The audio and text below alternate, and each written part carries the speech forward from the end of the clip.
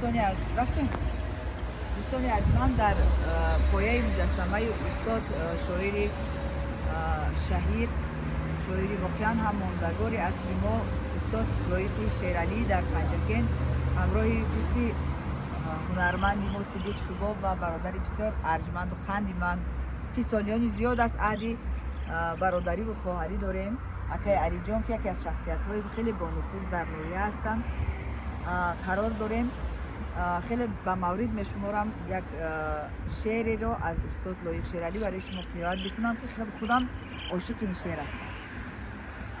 استاد میگوید گرچه شاعر منبری وجدان خلق است، گرچه شاعر راوی ارمان خلق است، نان شاعر از سخن نه، نان شاعر نان خلق است.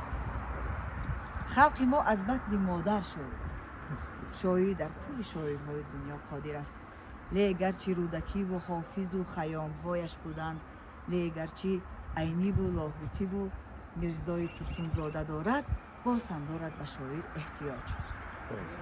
شاعر تا مهنت او را ستاید، شاعر تا قدرت او را ستاید. شاعر گر در خوری دریاها شعر نگفت، داستان لایق شعر جهانگیرش نگفت. در حق نان و نمک گر گفت شعر به نمک، آن نمک به شوخه کورش میکند، نان خلقش میزند. شعر از استاد لایق شیرعلی. درود بر روی پرخطوی استاد واقعا هم افتخار.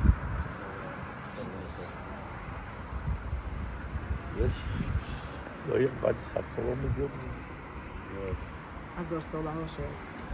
خودشون میگن که اگر بعد 1000 سال یادم بکنی، از بعد 1000 سال میآیم باز.